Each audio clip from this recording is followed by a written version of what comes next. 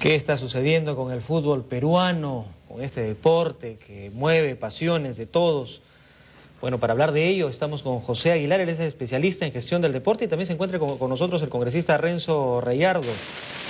No vamos a hablar de seguridad ciudadana, sino vamos a hablar de la seguridad que necesita el fútbol peruano. Bienvenidos a TV Perú Noticias. Muchísimas gracias por la invitación. Me hubiera encantado estar en el panel anterior, hablando un poco de seguridad ciudadana, que también requiere que se declaren medidas de emergencia y urgencia, como en este caso se ha declarado a través de un decreto de urgencia, por supuesto, que la situación está bastante crítica y caótica, ¿no?, en el fútbol. ¿Cuál es tu apreciación respecto a esta medida de urgencia? Porque en realidad es un salvavidas para los clubes del fútbol. Exacto, es un salvavidas, ¿no? Porque el principal tema, el principal beneficio de esa ley es que cambia a las administraciones actuales de cada club, ¿no? Que es lo que todos, digamos, los hinchas de cada club piden, ¿no? Pero sin embargo, no permite la liquidación de un club, ¿no? Que podría ser tal vez la mejor opción para que entre otro inversionista y lleve adelante el club. O sea, ¿el problema de fondo son los dirigentes? A mí lo que me parece es que sí, definitivamente sí. Ante esa pregunta, yo creo que sí. La situación que tiene hoy el fútbol nacional fundamentalmente es responsabilidad de los dirigentes del fútbol nacional. Eso creo que tiene que quedar bastante claro, que la hinchada, que los seguidores de los clubes más importantes del fútbol profesional del país no piensen que esto es una responsabilidad del Estado, ni del presidente, ni del gobierno, ni de los ministros, ni de los congresistas, ni del jefe del IPEDI. Esto es única y exclusiva responsabilidad de la gente del fútbol.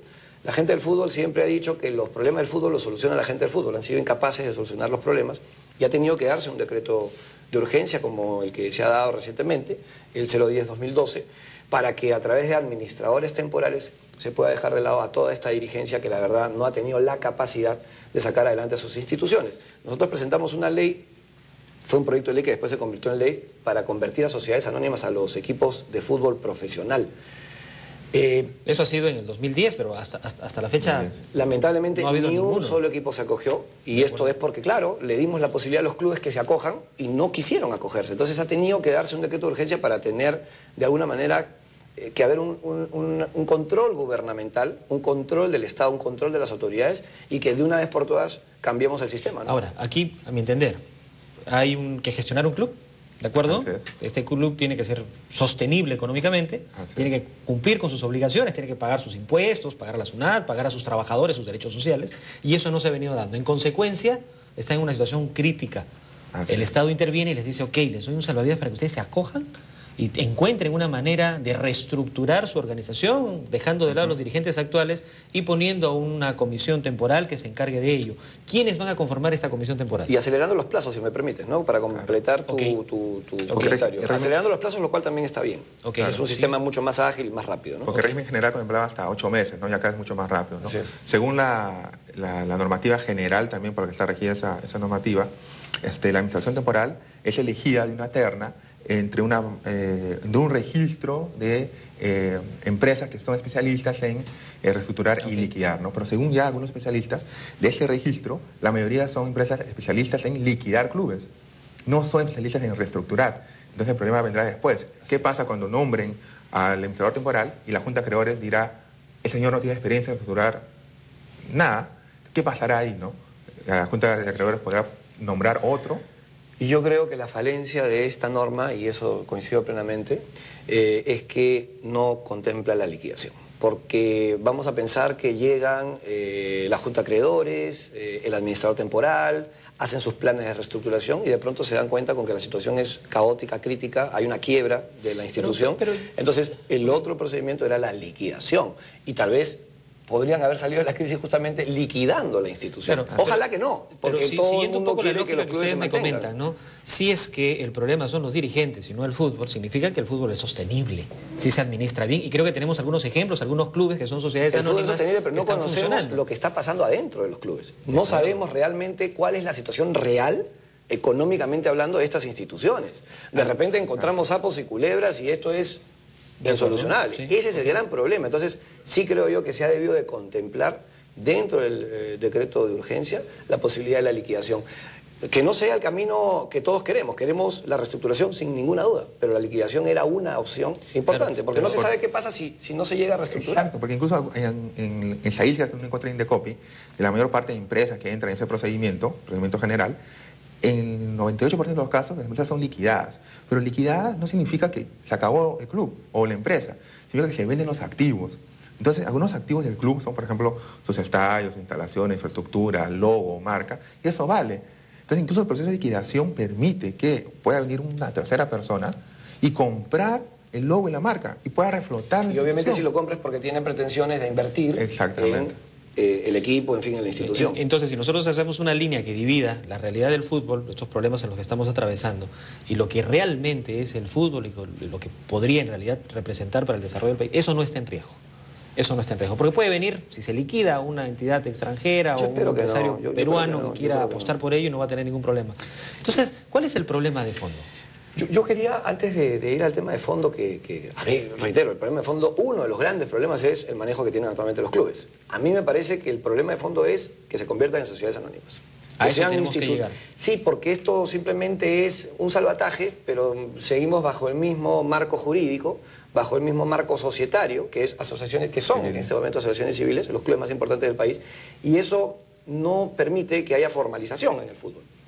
Yo creo que hay que seguir apostando por tratar de convertir en sociedades anónimas a las instituciones. Yo te decía fuera de micrófonos y de cámaras que los clubes más exitosos, en todo caso los que tienen buenos resultados y que se manejan sin ningún problema, son las sociedades anónimas, que están justamente en el fútbol profesional.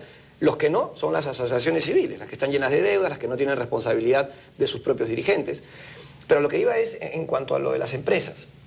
Efectivamente, aquí la administración temporal la tendrían empresas que van a tener que ser registradas, que van a tener que presentarse, y que una de esas va a ser a disposición de Indecopi, hay que tener mucho cuidado ahí, la que maneje los clubes más importantes del país, o la que administre los clubes más importantes del país. Cuando nosotros presentamos la ley de sociedades anónimas, también había un artículo en la norma que contemplaba que empresas administren a los clubes, sobre todo en el concepto de las concesiones. Ni una sola empresa se presentó. Ni una sola empresa se presentó. Incluso en esa ley hay que tener mucho cuidado con eso. Se abrieron dos campos, ¿no? O sociedad anónima o concesión, ¿no? Si uno mira los casos exitosos, hay dos casos. En Chile, por ejemplo, el caso de concesión es exitoso. Así es. ¿No? Y estaba contemplado en la norma. Entonces, ¿cuál es el problema? ¿Algo tiene que ver ahí la Federación Peruana de Fútbol, por ejemplo? Los dirigentes en general. Los dirigentes, pero también hay un tema, se hace una reforma integral, ¿no? Por ejemplo, juntamente con la Universidad Católica Sede Sapienza, estamos armando hemos analizado, hecho un estudio, y hay varios campos que hay que cambiar. No solamente el tema dirigencial, sino también el tema normativo de la federación, ¿no? El tema de federación recién ha puesto este año el tema del organismo de control financiero, que permite que los clubes que no puedan pagar, solicitar sus deudas, no jueguen. Y si eso es reincidente... Y que ya tengan sanción deportiva. Sanción deportiva. No juegan, pierden 2 puntos y después bajan. A la tercera. Eso es fundamental. A la tercera oportunidad, ¿no? En otros países es antes de iniciar el campeonato. ¿Ahora eso está vigente? Está vigente. ¿Y por qué no se hace?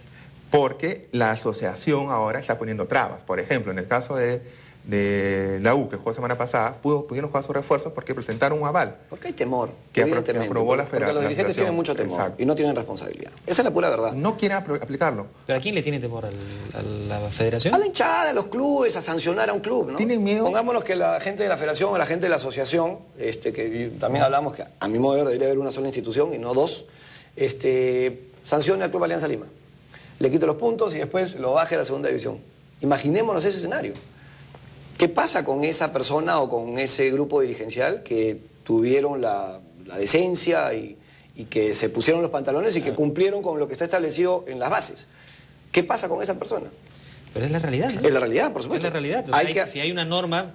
Hay que aplicarla, y acá no lo están aplicando, ¿no? Tienen miedo. Mucha gente dice, ¿qué pasa si baja la U, Alianza? No pasa nada. En otros países han bajado clubes muy populares. Más interesante más interesante, porque además uno ve se piensa que se acaba el espectáculo, que ya no van a ir hinchas al estadio. Y es mentira. Lo cual no es tan cierto. Uno ve el tema de taquillas, del 100% de personas que pagaron, ¿no? Que fueron estacionados, que pagaron, del 100% solamente 28 representan Alianza y U. O sea, el 72% de personas que van a ver los demás clubes. Ah, mira qué dato interesante. ¿No? Entonces, Alianza y U no son todo el fútbol peruano. ¿no? Hay otros clubes más y creo que serios. tenemos que dar las condiciones para que la gente vaya a los estadios. Irán a ver el espectáculo deportivo, no necesariamente los hinchas, los fanáticos. Los fanáticos son los barristas en realidad. Exacto. Pero después la gente que va a las tribunas es gente que va a ver un espectáculo deportivo. Por supuesto tienen sus preferencias, eso no se puede negar. Una cosa es las preferencias y otra cosa es ser fanático. Exacto. El fanatismo no es muy amplio en el país. Lo que hay son personas que le gusta el fútbol y que, digamos, asisten a los estadios cuando creen que van a estar frente a un buen espectáculo, ¿no? Para terminar, muy brevemente, ¿cuál consideran ustedes que va a ser el resultado de esta norma que se ha dado, este decreto de urgencia? ¿Va a funcionar? ¿Ustedes esperan que esto tenga un resultado positivo en el más breve plazo? Yo soy un poco reticente, ¿no? Va a funcionar que posiblemente retire las actuales dirigencias, que es lo que buscan muchos, y por otro lado no sé si contemplará, que para mí el fin de esa norma es que el Estado pueda recobrar sus acreencias con la SUNAT, ¿no? Okay. Que son casi 200 millones de soles. No sé si funcionará, ¿no? Y que tiene que pagar lo que tiene que pagar. Eso sí como tiene que ser cualquiera de clarísimo. nosotros como que paga cualquier impuestos, ciudadano que paga sus impuestos. Y eso tenemos que aprender. Tu opinión, muy brevemente. Yo creo que va a funcionar en la medida en que en el Congreso, por ejemplo, o que el propio Ejecutivo mejore el decreto de urgencia, que contemple la liquidación, que nosotros pongamos en vigencia la ley de sociedades anónimas para que los clubes se acojan y que esto sea un trabajo a largo plazo y no a corto plazo. En el corto plazo está bien y creo que va a funcionar para el corto plazo. Okay. Va a permitir que la clase dirigencial se ponga a un costado y que se empiece a manejar esto de una forma empresarial, de una forma más seria. Pero se necesita complementariamente dar medidas que nos asegure que esto va a ser para un largo plazo. Ok, bueno, les agradezco muchísimo por habernos acompañado esta mañana y Gracias compartir por la invitación. esta información deportiva, una gran preocupación en realidad para todos en cuanto a la situación del fútbol peruano.